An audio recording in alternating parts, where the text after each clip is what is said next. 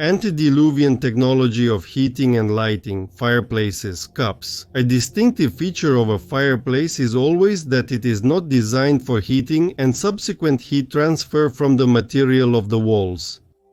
The main heat it gives off is due to the infrared radiation from the flame. And convection, according to Wikipedia, has nothing to do with it. Those who have ever had a fireplace, and I have, know that convection only causes problems here. Smoke starts to go outside, polluting the air and the fireplace itself. And this doesn't depend on the quality of the fireplace master's engineering calculations or the quality of the firewood.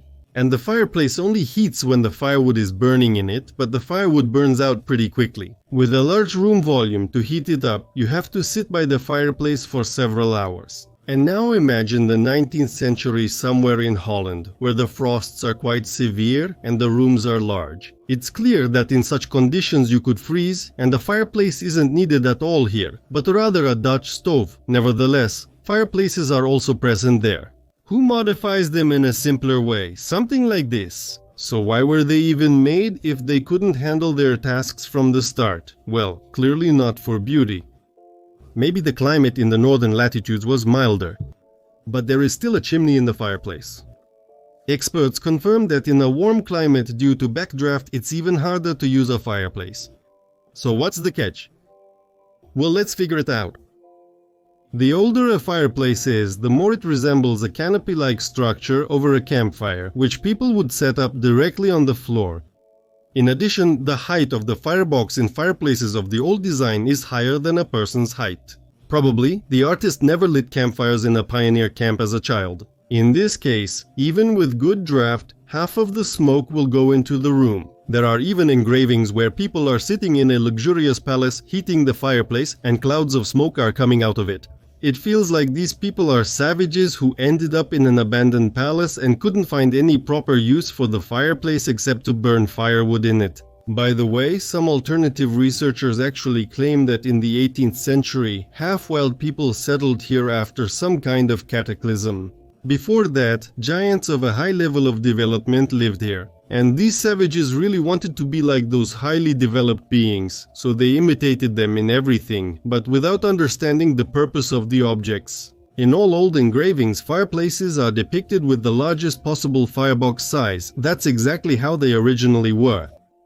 Naturally, in this form they burned poorly, and people modified them to somehow improve the draft. Look at the material and quality of the fireplace itself, and at the white tiles, and how the firebox size was reduced. The fact is obvious. The owners of the house got the fireplace already built, and it was modified. Wait, what are those items standing next to the fireplace? Are they for decoration? Are they in the shot accidentally? We see this in various times and places. All fireplaces have one thing in common: the presence of a metal sheet on the back wall of the firebox, or the entire firebox is made in the form of a metal caisson laid on its side, and there are metal cups next to the fireplace. Here we'll make a digression about lighting devices and then return again to heaters. In front of you is a set of musical instruments depicted in a 19th century engraving. The ones on the far left and right raise no questions. They are found practically throughout all of Eurasia.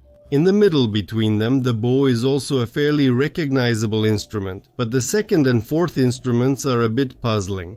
What kind of balalaika is this with two strings?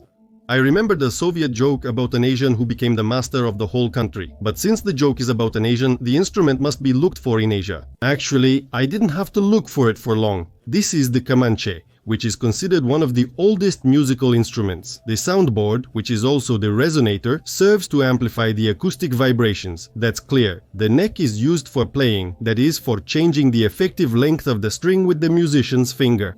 This changes the pitch of the sound when the strings are played. That's clear too. But what are the short, thick knobs at the top and the long, thin one at the bottom for? There aren't any drawings of this instrument like that on Wikipedia, but since the instrument is a bowed one, it's obvious that you can't rest it on your shoulder like a violin. So, the long thin end of the instrument was either rested on the ground or on the musician's legs. Taking into account that all our so-called antiquity was concentrated in the 18th and 19th centuries, there is every reason to believe that the real Comanche looked exactly like that. Since there is never anything unnecessary in the construction of absolutely any musical instrument, the conclusion is that both the upper and lower knobs also had their own function, and the latter was not necessarily only used to support the instrument. As always, this function is revealed by the shape of the long knobs. And what do they look like? This upper knob is different, but maybe only in size, and this lower one is also different in size. And it's turned 180 degrees. Let's now examine each of them separately. We'll start with the upper one. As you can see, it is installed on the railing, as historians would say, so that in the 19th century children wouldn't slide down them, but it seems a bit too complicated for such a purpose. And there were many varieties of such finials, many options for artistic design, but for some reason they are always placed at the ends of railings. And you can see that in many cases the material they're made from is different from the material of the structure they're mounted on. There are even cases when such metal finials are placed on stone, or, as we now know, polymer concrete structures, for example, like here. For what purpose? Here, it's clearly not to make the railing easier to grab with your hand. It's obvious that there is a metal connection between the finial and the structure itself, which is present in a hidden form even in stone structures. This metal connection is common to the entire framework of the building. Let's ask ourselves, what exactly is this finial anyway? What's amazing is that it's located where the mechanical strength of the railing is excluded. Doesn't it remind you of anything? It actually looks like a sports trophy. But now they present it as a tradition, supposedly inherited from knightly battles, like a prize for the winner. Maybe that's true, but most likely the official history has twisted everything again. Judging by the variety of sports cups that have survived from not-so-ancient times, they used to pour not only wine into them. Imagine trying to drink wine from a masterpiece like that. It reminds me of the fable about the fox and the crane. But now everything is coming together. If such a goblet was one of the details of the roofs of old buildings, which I have also described in my articles, well, goblets like these were placed not only on roofs but also on stair railings for this very purpose. And here we start to think, or rather to recall, the basics of word formation in the Indo-Romance language group. As is known, in the proto-language all words were the same, but in the process of evolution, words could change differently among various peoples. But always and everywhere, the common origin of a word is revealed by the consistent sequence of consonant sounds. In this word, a sports cup. How does sports cup sound in European languages? In English it's cup, in French it's coupe. The core of the word is the sound combination cub or cup, if you don't pay attention to the transcription. And what in the Russian language fits this combination? Well, of course, it's kupol. Maybe if there hadn't been communists, sports cups would have been called exactly that, but back then, dogmas didn't allow it. Why the kupol was needed in principle has already been discussed in my other articles. Its purpose was to generate electrical oscillations under the influence of external atmospheric factors. And there were many different types of such kupols.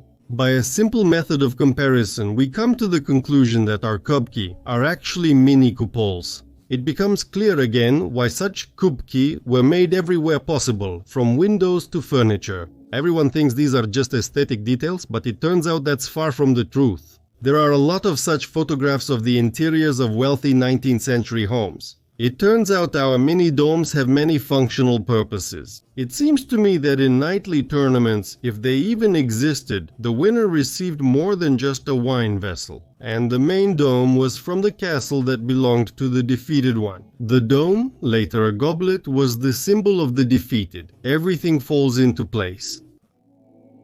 Well, what about the goblets on the railings? I guess here we need to delve deeper into architecture.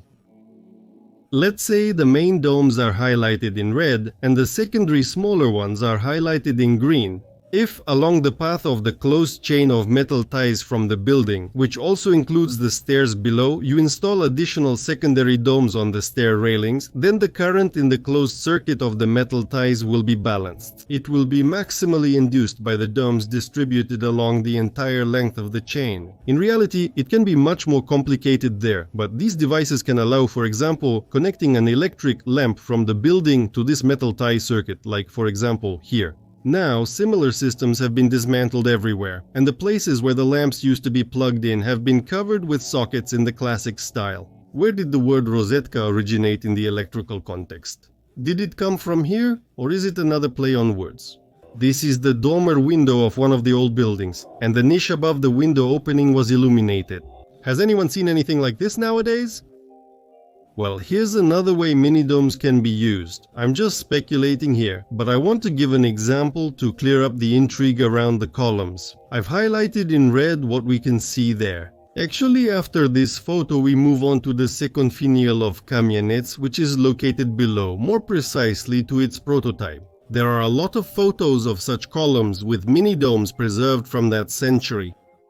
This is nothing other than a type of column without wires. Their main purpose was to transmit atmospheric electricity system oscillations over a distance. Similar columns were also present in the Russian Empire. So, in the case of Skamianchi, we have the fact that this instrument produced not only acoustic vibrations. This can also be understood from the drawing, where the soundboard is made of metal with some strange holes. And the strings were, among other things, nothing but a metal connection between two mini-domes. One of them was used to generate electrical oscillations, and the other to transmit them in a modulated form to some external device for amplification of playback.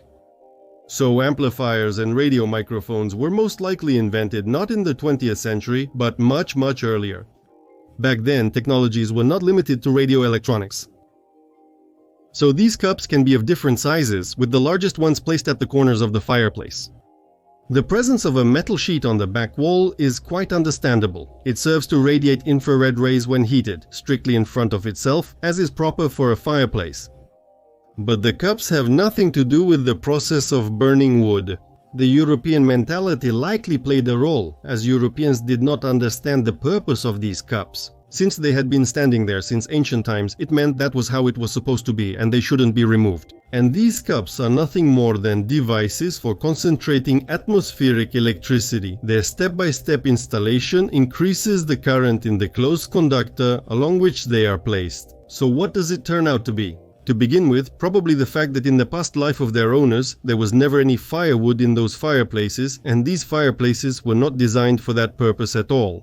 According to our assumption, their secret lies elsewhere. Let's imagine that metal connections run down the chimney from the roof of the building, as shown in the drawing, and they come into a thick conductor that forms a frame at the entrance to the fireplace's firebox. By the way, we often see these conductors in the walls of many ruined old buildings. This frame is electrically connected to the sheet located on the back wall. This connection can be made with single conductors, or it can be solid. When the cups are placed in close proximity to the frame, a strong eddy current begins to be induced in it. Probably to understand why, it's better to read my previous articles. I explain everything there. Eddy currents are also generated in the plate on the back wall in approximately this way. Probably in the center of the plate, the current density and strength were such that the metal there would heat up and start radiating heat. And just like in the proverb, no need for firewood, no need for kindling, just live without any worries. It's possible that there were secrets inside the fireplace as well. Similar cups might have been built into the upper part of the firebox. In addition, there was a grate on the chimney. The chimney itself, in fact, was there for a reason. Because of contact with the heated iron, the air became spoiled and was harmful to health. And it was precisely this that was removed, thanks to convection. Perhaps the process involved the burning of oxygen or carbon dioxide. Look at this fireplace, it doesn't even have a place for firewood. Well, and is this a real fireplace the way it's supposed to be? Judging by the way it looks, it's kept more like a museum exhibit, and nobody thought to burn firewood in it. I hope we live to see those blessed times when, just like in the old days, we'll use fireplaces for their intended purpose.